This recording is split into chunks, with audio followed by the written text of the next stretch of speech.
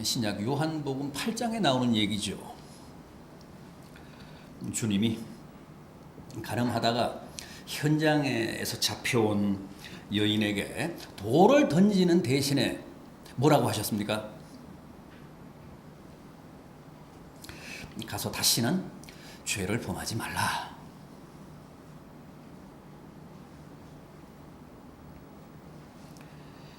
다른 사람들은 다 그 여인을 고소하고 정죄하며 돌을 던지려고 했는데 주님은 그 여인을 용서하셨습니다. 너희 중에 죄 없는 자가 먼저 돌로 치라. 또 나도 너를 정죄하지 아니하노라. 가서 다시는 죄를 범하지 말라. 그러시면서 돌려보내셨습니다. 주님이 왜 그렇게 용서하셨을까요? 그 현행범을 가늠하다가 현장에서 붙잡혀 끌려온 여인을 왜 그렇게 용서하셨죠? 다른 사람들은 다 단죄했는데, 다 돌을 던지려고 했는데.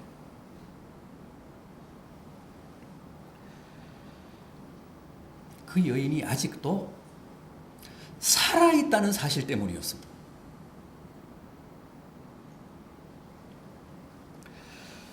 여러분, 사람이 죽지 않고 여전히 살아있다는 사실은 뭘 뜻할까요? 아직 내일이 있다는 뜻이죠. 희망이 있다는 말입니다. 가능성의 존재라는 얘기입니다.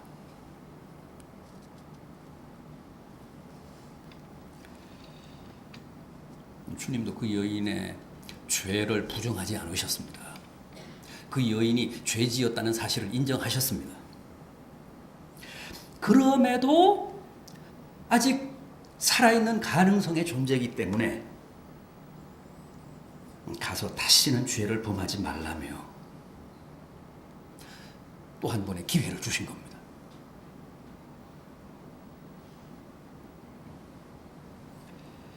비록 오늘은 돌에 맞아 마땅한 간음죄를 범했지만은 앞으로는 누구보다도 아름답게, 누구보다도 순결하게, 성결하게 살 수 있는 가능성의 존재라는 거예요. 내일이 있는 존재라는 겁니다. 희망이 있는 존재라는 거죠. 그래서 한번 죄범했다고 해서 정죄하고 돌 던져서는 안 된다는 거예요.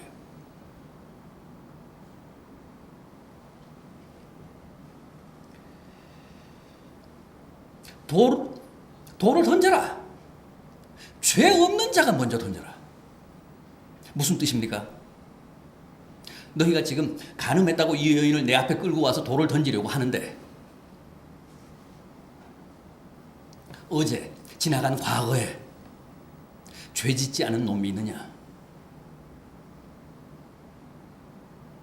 주님이 그 땅바닥에다가 뭐 글씨를 썼다고 그러잖아요. 요한복음 8장 보면 그렇습니다.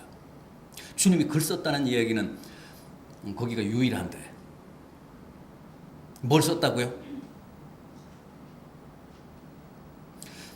그 여인은 아마 그 동네에서 유명한 여인이었을 거예요. 과거에 그 여인과 관계했던 남자들 명단을 쭉 아마 작성을 하셨을 거예요. 그랬기 때문에 다 뒷발질 치면서 달아났다고 하잖아요.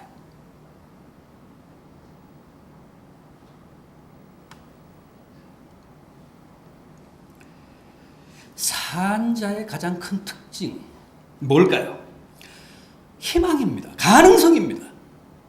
미래입니다. 오늘은 비록 죄지었지만, 오늘은 치명적인 실수를 저질렀지만 내일은 누구보다도 멋지게 살아갈 가능성이 있다는 거예요. 주님은 그 사실을 인정하신 겁니다. 그 여인이 죄 짓지 않았다는 뜻이 아닙니다. 죄 지었지만 너희들보다도 더 성결하게 살아갈 수 있다. 그런 가능성을 가진 존재다. 그거 내 인정하마. 그래서 뭐라고 하셨습니까? 가서 다시는 죄를 범하지 말라.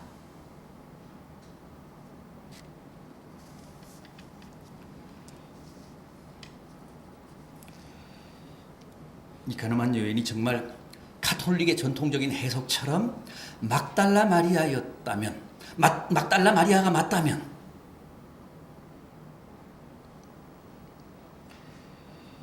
주님의 그 기대와 바람처럼 후에 이 막달라 마리아가 얼마나 유명한, 아니 얼마나 위대한 성녀가 됐습니까? 이 사건 이후로 주님을 따라다녔잖아요. 주님을 가장 가까이에서 보좌했습니다. 마지막 순간까지 주님의 십자가를 지켰습니다. 주님이 장례에 대신 그 무덤을 확인했습니다. 안식 후 첫날 주님 시신의 발을 향유를 가지고 홀로 주님의 무덤을 찾아갔다가 최초로 빈 무덤을 확인한 여인이잖아요. 그리고 그 현장에서 부활하신 주님과 최초로 회고합니다. 제자들도 막달라 마리아가 전해준 부활 소식을 듣고 주님이 부활하신 줄 알았습니다.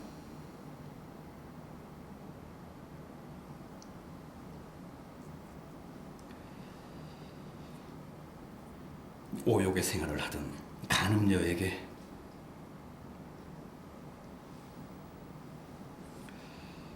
주님은 용서를 선언하시고 기회를 주셨습니다. 그 여인에게서 희망을 보신 겁니다. 그 주님의 눈이 얼마나 정확했습니까?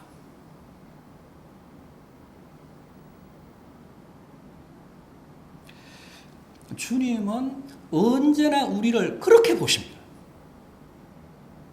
과거의 잣대로 우리를 단죄하시지 않습니다. 미래의 빛 앞에서 가능성의 눈으로 우리를 보십니다. 그래서 주님에게는 용서 못할 죄인이 없습니다. 주님이 늘 상종했던 사람들 누굽니까? 세리, 장녀들, 공인된 그 사회 죄인들이었습니다. 그들과 함께 드시며 그들에게 하나님 나라의 복음을 증거하셨습니다. 살아있는 한 내일이 있다는 겁니다. 희망이 있다는 겁니다. 가능성이 존재라는 겁니다.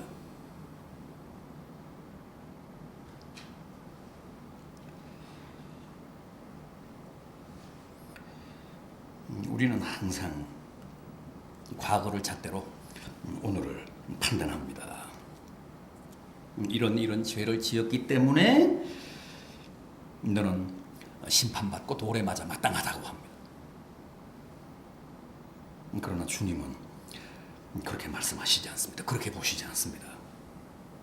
과거에는, 어제는, 아니 1시간 전, 2시간 전에는 이런 죄 저런 죄, 뭐 이런 실수 저런 과오를 범했지만은, 그러나 너는 여전히 살아있는 존재이기 때문에 내일이 있고 미래가 있다는 겁니다. 앞으로는 더 이상 그런 잘못, 그런 죄 반복하지 않고 누구보다도 훌륭하게, 건전하게, 아름답게 살아갈 수 있는 존재라는 겁니다.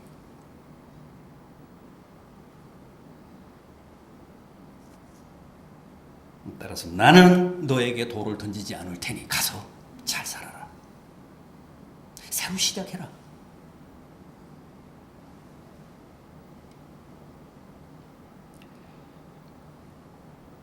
여러분, 살아있는 사람에 대해 어떤 고정된 판단을 내리는 것은 엄연히 살아있는 존재를 죽여서 보는 죄를 범하는 겁니다. 그렇지 않습니까?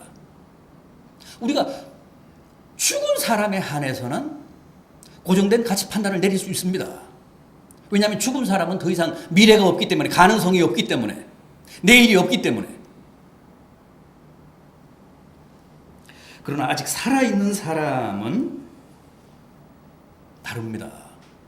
희망이 있고 내일이 있습니다. 주님은 철저하게 살아있는 사람을 살아있는 자로 보셨지 죽여서 보시지 않았습니다. 그랬기 때문에 아무런 거리낌 없이 죄인들을 상대하시면서 그들에게 희망의 복음을 증거하실 수 있었던 겁니다. 그러니까 여러분, 우리가 살아있다는 사실이 얼마나 복되고 감사한 일입니까?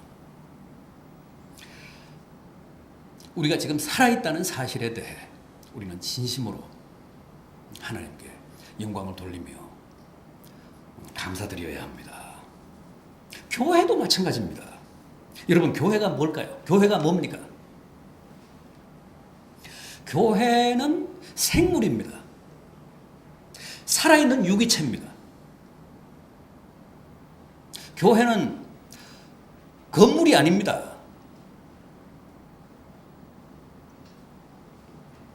여기는 교회가 아니라 뭐죠? 교회당이죠.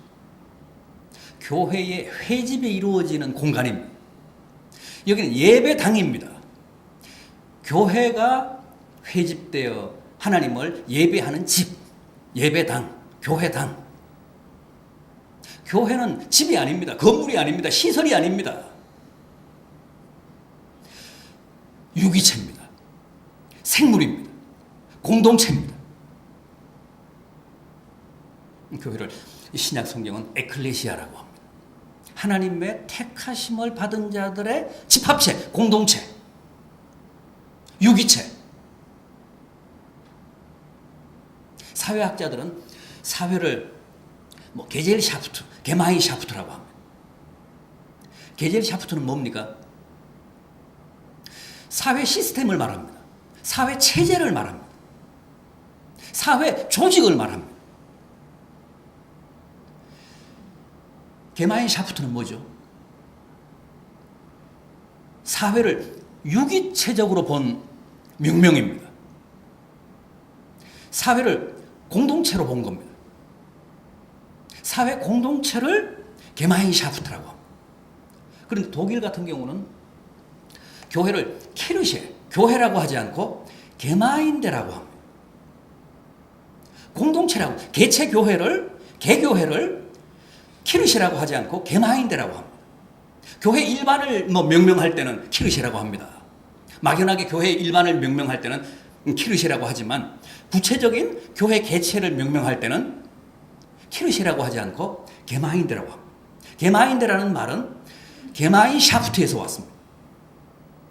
유기적인 공동체, 살아있는 공동체.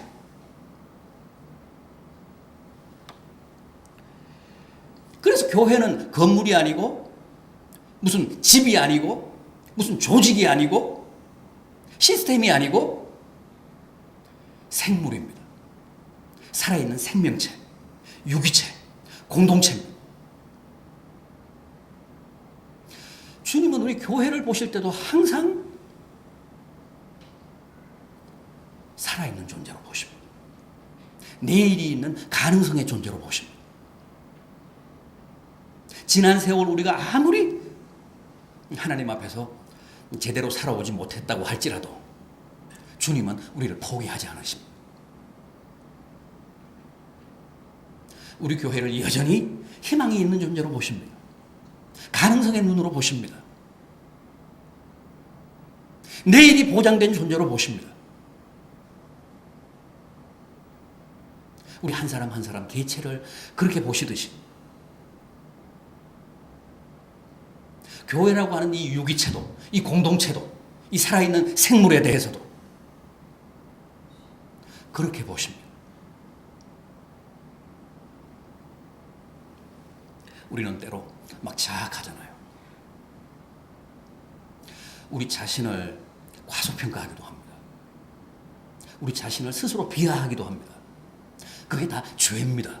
주님은 절대 우리를 그렇게 보시지 않습니다. 귀하게 보십니다. 살아있는 존재, 내일이 있는 존재, 희망이 있는 존재로 보십니다. 무슨 짓을 저질렀다고 해도 가서 다시는 죄를 범하지 말라. 너는 아직 누구보다도 훌륭하게 살 수 있는 그런 존재다. 그런 가능성의 존재다. 내일이 있는 존재다. 스스로 체념하지 말라. 포기하지 말라. 개인에 대해서도 그렇게 격려하시지만 교회라는 생물, 교회라고 하는 공동체, 이 게마인샤프트에 대해서도 그렇게 격려하십니다.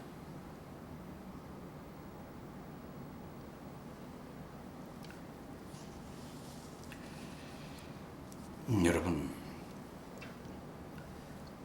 주님의 그 격려의 음성을 다시 한번 새롭게 들읍시다. 주님은 우리 교회에 대해 아직도 희망을 접지 않으셨습니다. 우리는 우리 스스로 많은 부분을 포기했지만 주님은 우리 교회에 대해 여전히 약해지시지 않았습니다. 굉장한 희망을 가지고 우리 교회를 지켜보시며 격려하고 계십니다. 올해도 우리 푸른 교회를 향해 이 성전의 나중 영광이 이전 영광보다 클 것이다. 내가 여기에 이 교회에 이 공동체에 평강을 주리라. 여호와의 말이니라.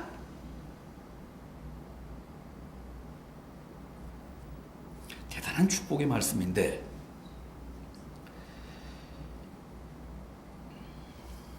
이 말씀 우리 다시 한번 진지하게 듣기를 간절히 바람하지 않습니다. 주님이 우리 교회에 빌어주신 이 축복이 꼭 이루어져서 정말 이전보다 더 큰 영광을 우리 두 눈으로 확인하는 주님의 놀라운 평강이 함께 하기를 진심으로 바람하지 않습니다. 자, 그럼 이제 주님이 그 큰 영광을 약속하시면서 올해 우리에게 당부하신 말씀을 이사야서의 본문을 통해 한번 확인해 보겠습니다. 우선 뭐라고 하셨습니까? 이전 일, 옛날 일을 생각하지 말라고 하셨습니다. 오늘 이사야 본문 18절을 보십시오.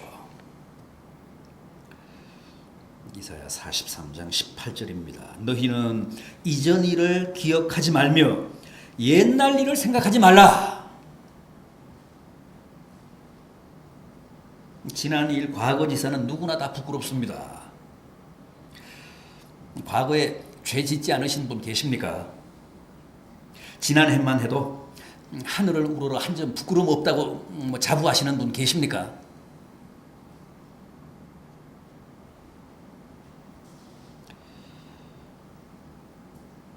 자신의 과거에 대해 돌 맞지 않을 자신 있으신 분 계십니까?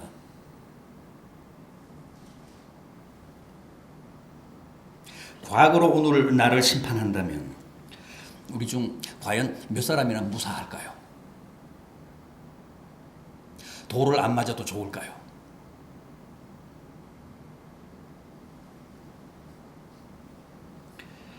그런데 천만다행으로 주님은 우리의 과거가 아니라 미래의 빛 앞에서 희망과 가능성의 눈으로 우리를 지켜보시며 격려하신다고 했습니다.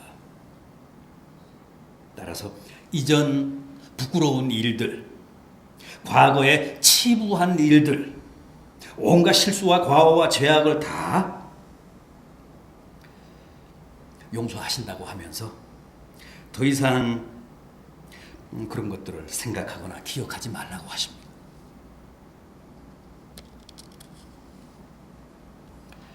이전 것은 다 지나갔습니다. 더 이상 과거의 노예가 되지 마십시오. 바울은 뒤에 있는 것은 잊어버리고 오직 앞에 있는 것을 잡으려고 내가 표대를 향하여 달려가노라 그랬습니다. 그게 믿는 자의 실존입니다.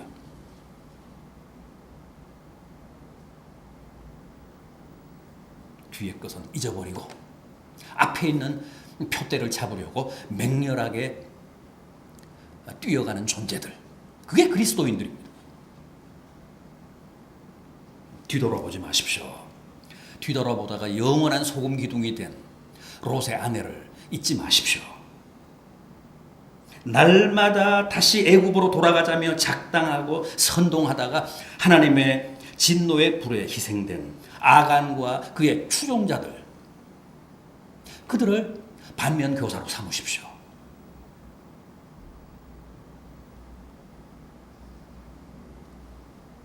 사람이 과거에 붙잡혀 산다는 것은 더 이상 미래가 없다는 뜻입니다. 희망이 없는 사람, 더 이상 내일이 없는 사람들은 오로지 과거에 삽니다. 옛날 얘기만 합니다. 더 이상 가능성이 없어서 그렇습니다.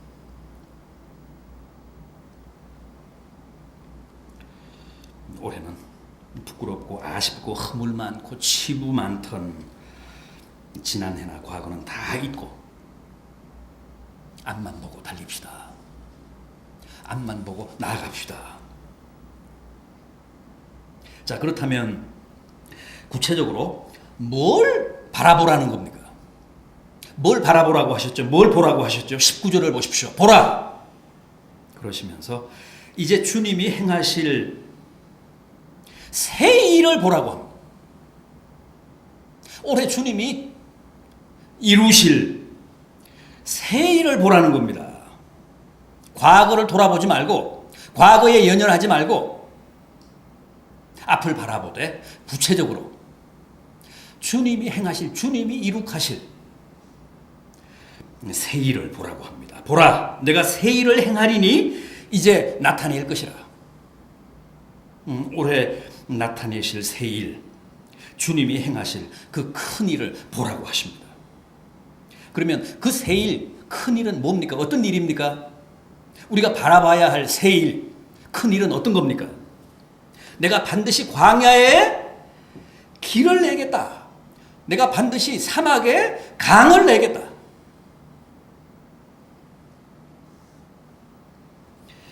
올해 주님이 행하실 새 일은 광야에 대로를 내는 것이고 사막에 대하가 흐르게 하시는 겁니다.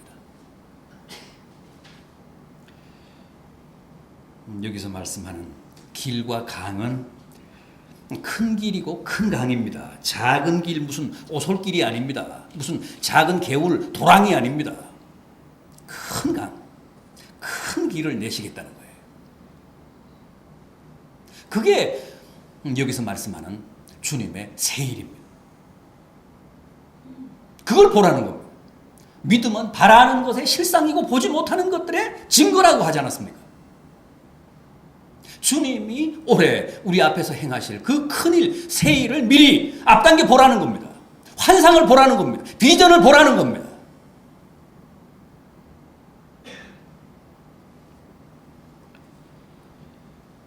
올해 우리가 부끄러운 과거로부터 눈을 돌려 주님이 행하실 새 일, 큰 일에 우리의 시선을 집중하면 주님은 보란 듯이 우리 앞에서 그 큰 일, 새 일을 능히 이루실 줄 믿습니다.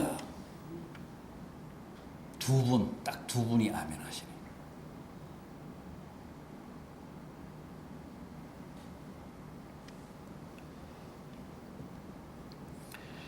주님이 반드시 척박한 광야에 왕복 12차선 대로를 닦으실 줄 믿습니다. 사막에 아주 대하가 도도히 흐르게 하실 줄 믿습니다.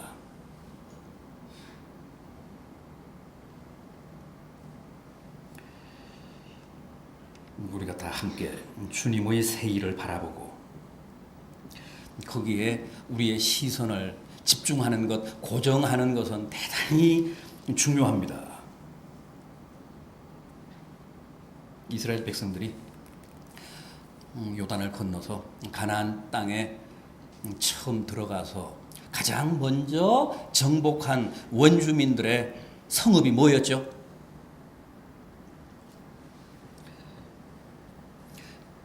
제일 먼저 함락시킨 성, 여리고성이잖아요. 여리고성. 여리고성을 어떻게 함락시켰습니까? 어떻게 정복했습니까?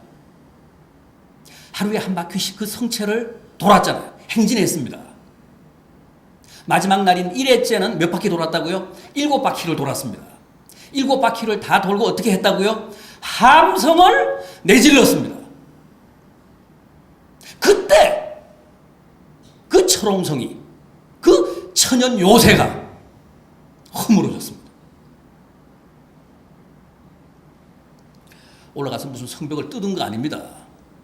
뭐 폭발시킨 거 아닙니다. 하나님이 분부하신 대로, 하나님이 명령하신 대로 날마다 그 성체를 한 바퀴씩 돌다가 마지막 1회째는 7바퀴를 다 돌고 함성을 악을 쓰듯 질렀습니다. 그때 성이 무너졌다는 거예요. 함성을 질렀다는 얘기는 무슨 뜻입니까? 기를 모았다는 얘기입니다. 그들의 간절한 염원과 소망을 집중했다는 뜻입니다.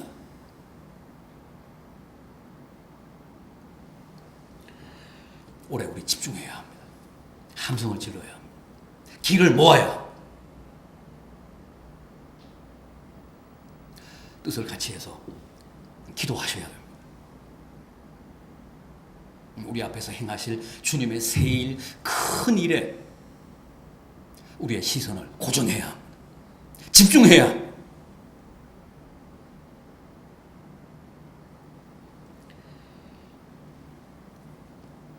우리 믿는 사람들의 그 기도는 간절히 바라고 염원하는 마음을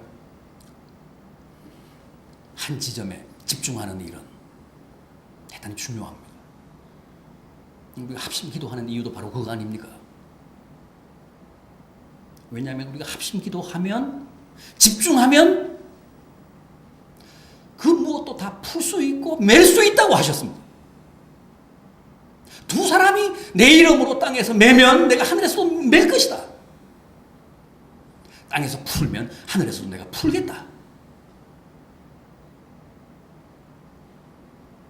우리는 아직 교인들이 너무 많습니다. 이 자원으로도 충분합니다. 뜻만 모으면, 기도만 모으면, 기만 모으면 여리고성 단 한 방에 날려버릴 수 있습니다.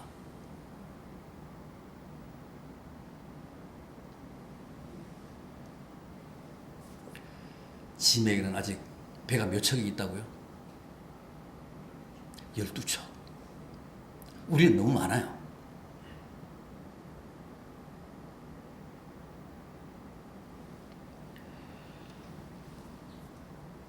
주님의 큰 영광에 기대합시다. 우리 안에 앞에서 행하실 주님의 새일, 큰 일에 집중하며 함께 힘을 모으고 믿음을 모으고 기도를 모읍시다. 그래서 올해도 주님이 우리를 통해 우리 앞에서 위대한 큰 일, 새 일을 행하게 되시기를 진심으로 기원합니다.